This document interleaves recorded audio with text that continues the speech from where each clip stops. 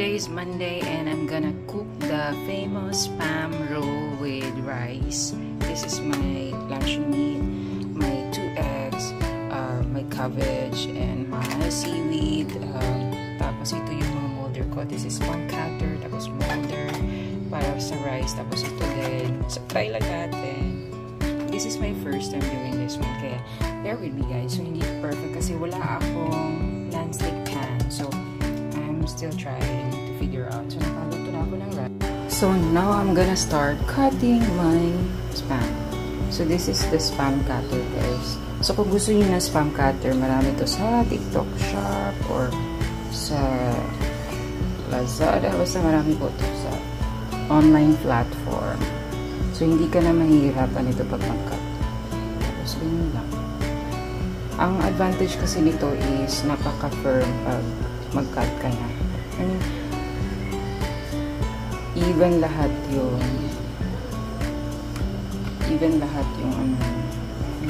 okay.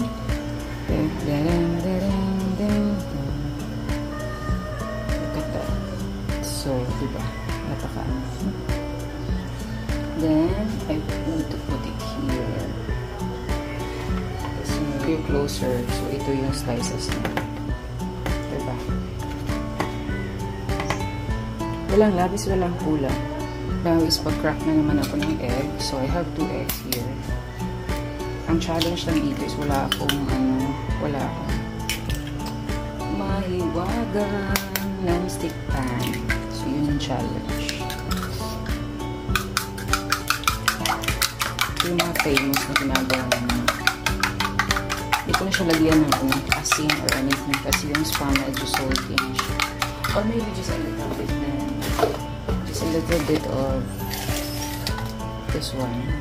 Salt. Then pepper. Yeah. Then mix.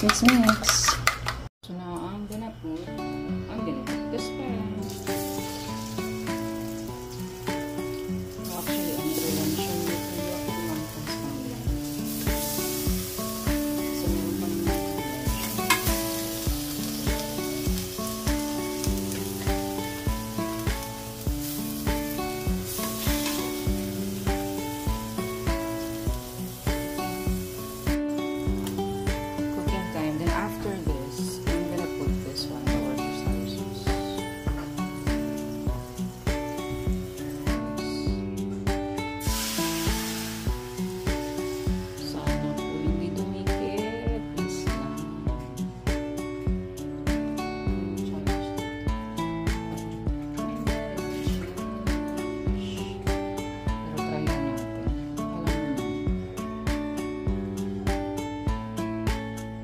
I'm still observing right now if hindi siya dinikit or what.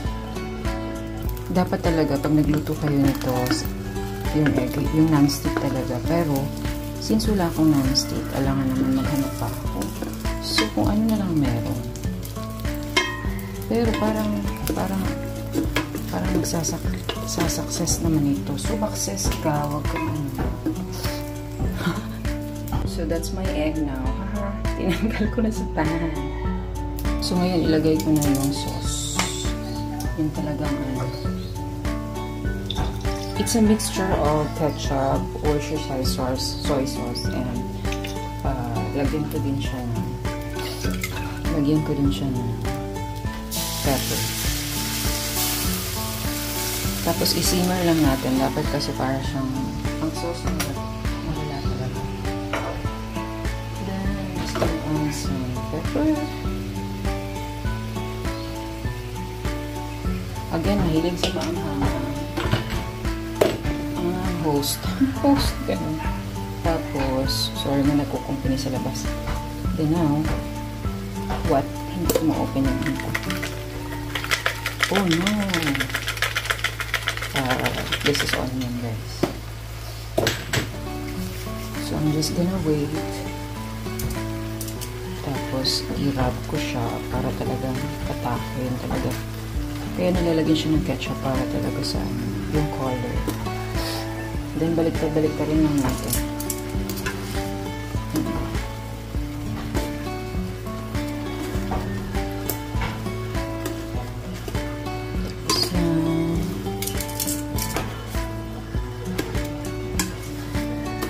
Ang Spam kasi talaga is medyo ano siya, hindi siya medyo salty talaga siya. Kaya hindi siya healthy guys kung Spam alone lang talaga yung kakain nila.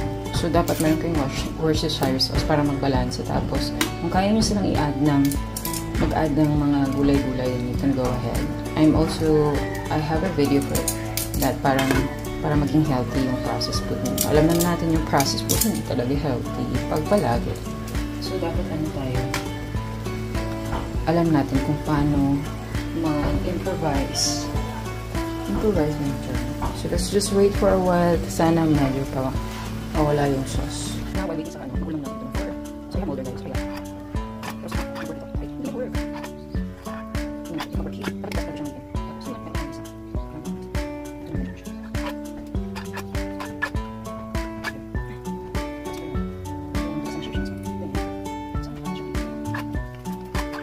So I need 1, 2. So kapag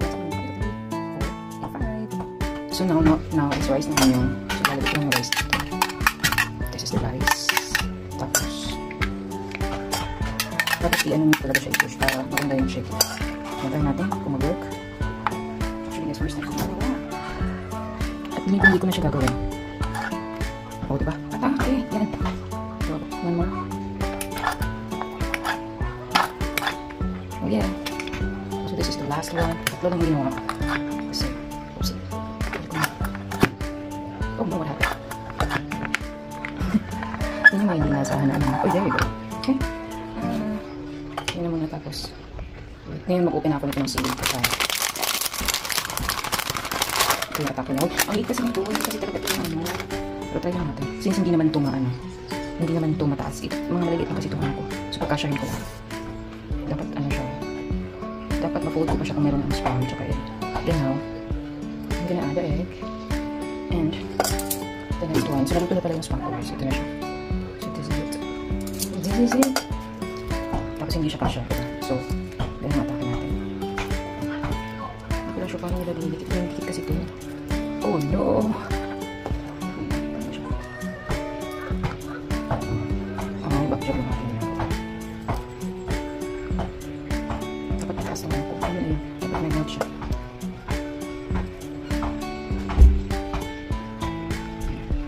DIY to guys, kaya huwag kayong siya. Okay, yun na yun. Yun na yun. Parang laki ng rice. Lagay ng egg. Parang taas ng egg. Tapos, lagay ng Spam. Tapos, lagay nito. Ipamelt nyo lang yung seaweed para ringgit siya. Parang kasain lang siya ng konti. Basta ito po ay DIY. Uy, DIY raw. Wala talaga. Diba? So, once na dry na siya, medyo wet na yung seaweed. Dikit na siya. Here, dikit na yun. Tapos, ito yung isa. Oh God. So, guys, hindi ko na talaga sure na gagawin ko pa ito in the future kasi napaka sobra. Kailangan mo talaga mag-take time. Effort talaga. So, just gonna do this one. And lagay yung seed. Tapos, lagay yung seed niya. A little bit. Tapos, lagay yung egg. Lagay yung Spam.